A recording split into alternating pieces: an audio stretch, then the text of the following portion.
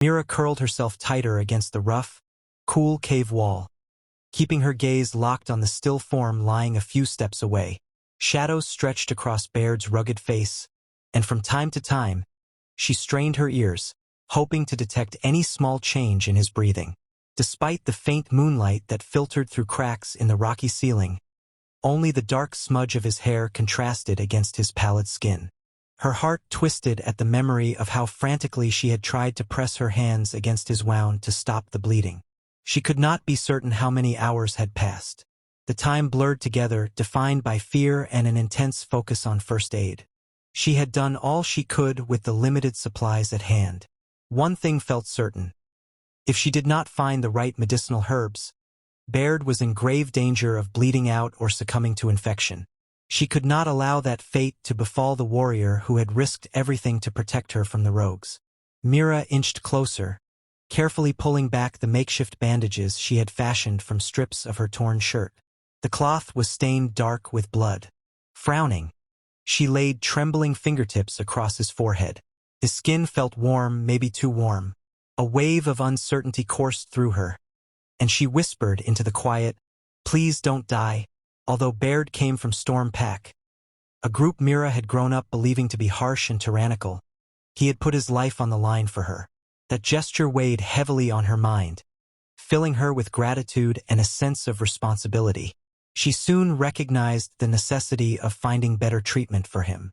She remembered fragments of her basic first aid lessons back in the Pack Alliance training grounds. Certain plants in these forests, when ground into a poultice, could disinfect wounds and staunch bleeding. Normally, a real infirmary or a trained healer would be her first choice, but these were not normal circumstances. Rogues prowled outside, and there was no safe path back to any allied settlement. She needed to venture out for herbs despite the danger. The thought of stepping beyond the mouth of the cave brought a new surge of terror. Rogues might be lurking behind every tree or bush. The grisly memory of their snarls and savage lunges was fresh in her mind. Yet, Baird needed her help, and waiting in the cave, frozen by fear, would only worsen his condition. If she did nothing, his fate would be sealed. She replaced the makeshift bandage as carefully as possible. Pressing her palms over the wound to ensure it was secure, she murmured, "I'll be back," with a voice that trembled despite her determination. The faint rise and fall of Baird's chest was the only reply. Summoning her courage, she crept toward the cave's narrow entrance. Outside, looming trees and drifting fog distorted every shape into a potential threat, and every branch seemed like a crooked claw.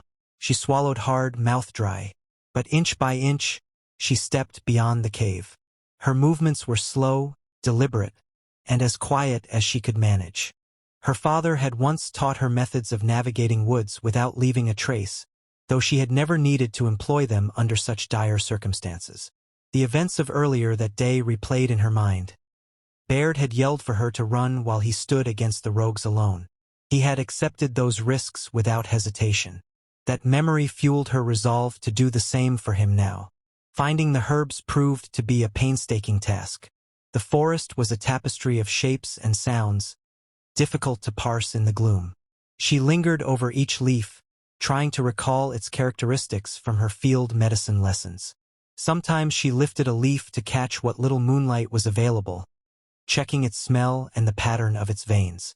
She made a small pile of the ones she believed could be used as an anti-inflammatory and antiseptic.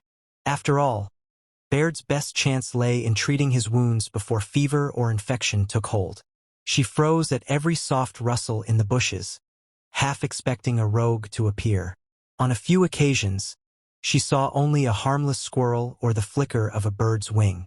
Each time her heart still pounded with dread.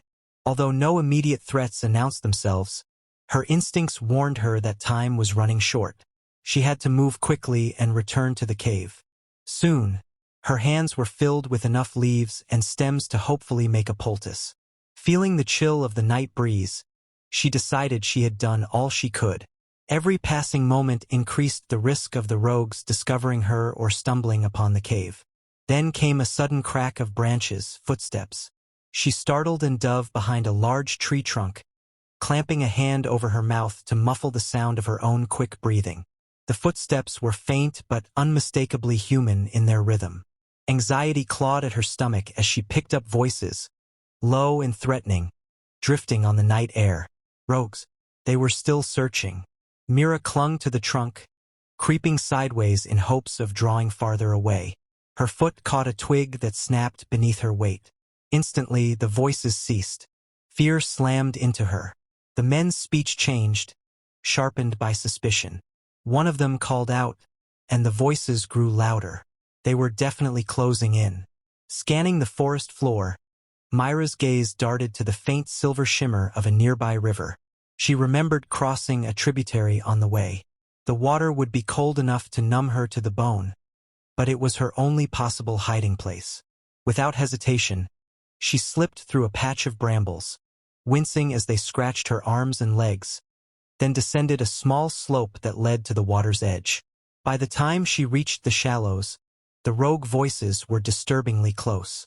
Gritting her teeth, Mira slipped into the frigid water, muffling her hiss of pain. She pressed the bundle of herbs to her chest, desperate to keep them from getting soaked.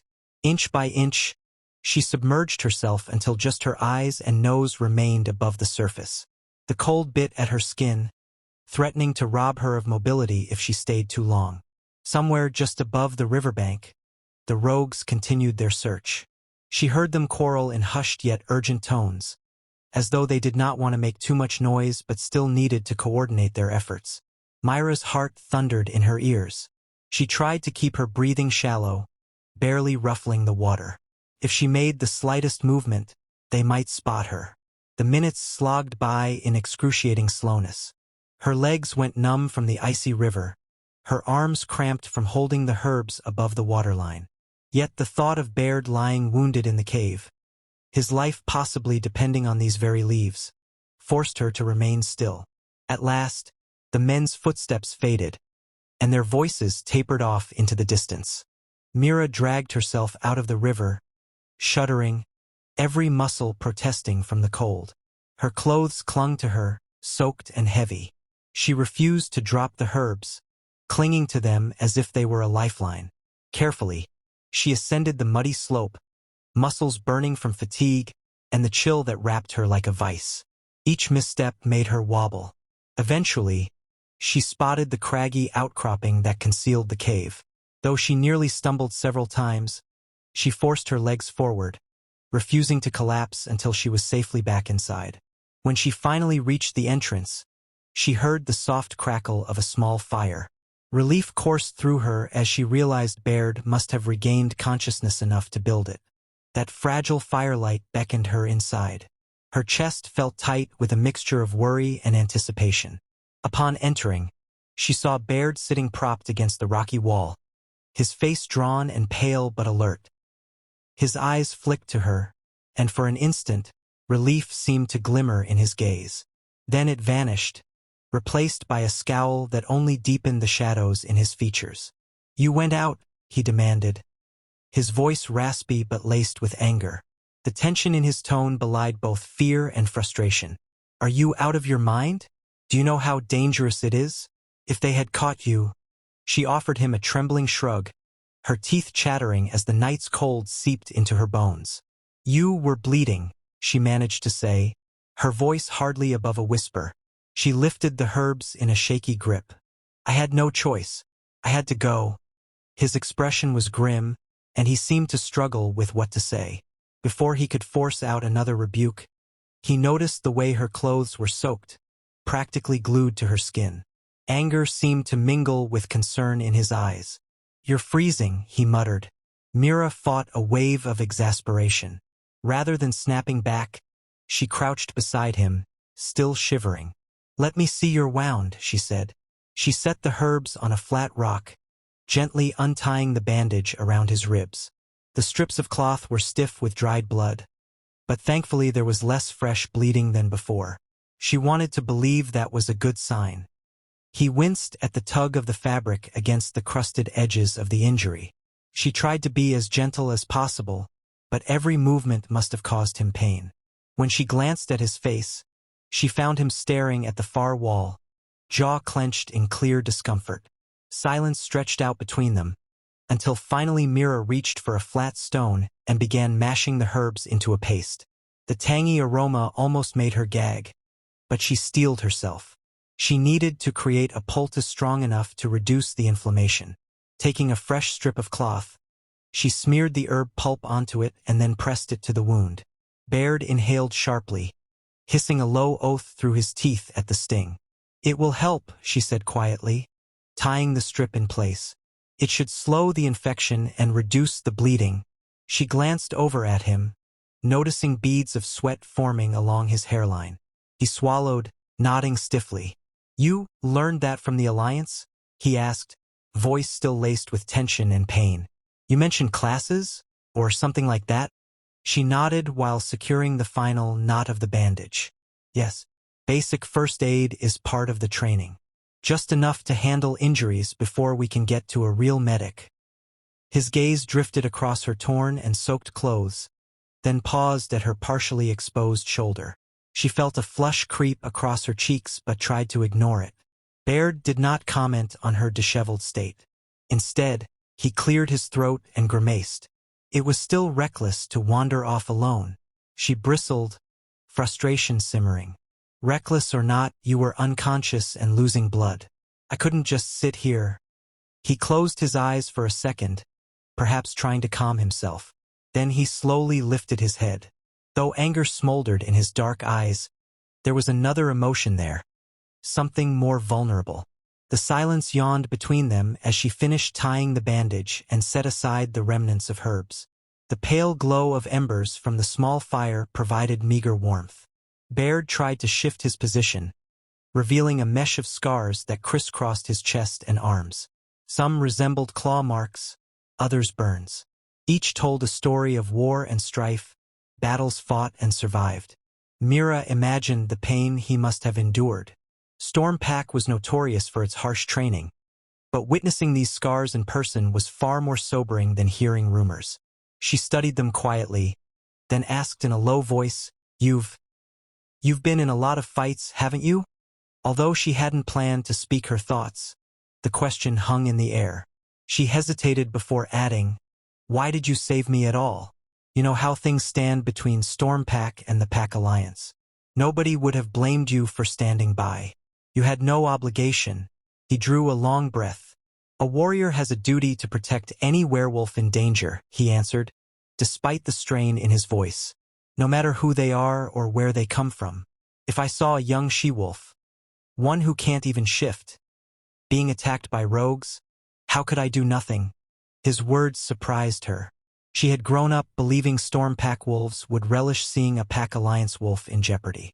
Yet this man had risked his life for her with no apparent hesitation. She managed a tentative question, "But Stormpack's alpha is known for being ruthless. And your warriors?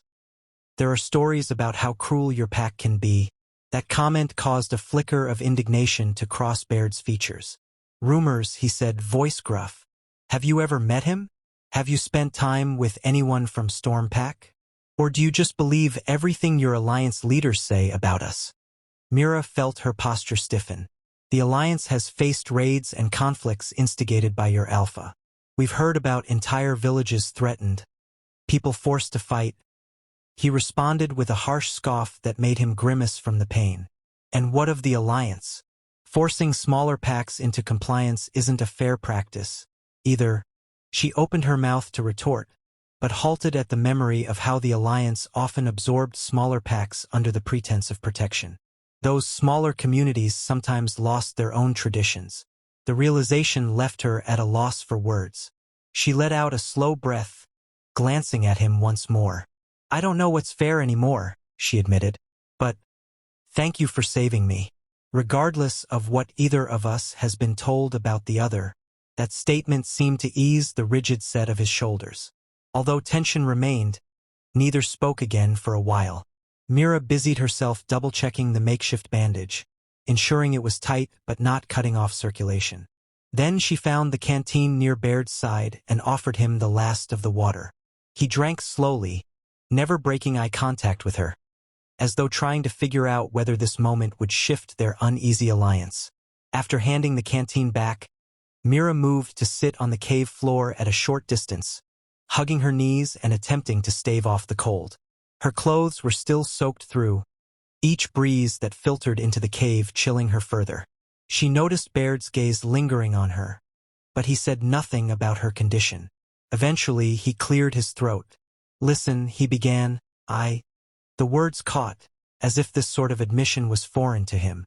"I may have been out of line. About you going out to get those herbs."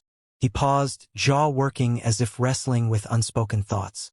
She studied him, sensing that genuine apologies were not part of his usual repertoire. But no chance emerged for her to respond. Outside the cave, voices suddenly echoed, carried by the wind. Both of them stiffened, bodies tense. Their eyes met in silent agreement. The rogues had returned, the ones who continued to scour the forest for survivors. They had discovered signs, or perhaps a scent, that drew them back to this spot. Footsteps crunching across dead leaves loomed on the other side of the stone wall. It was only a matter of time before they found the cave's entrance.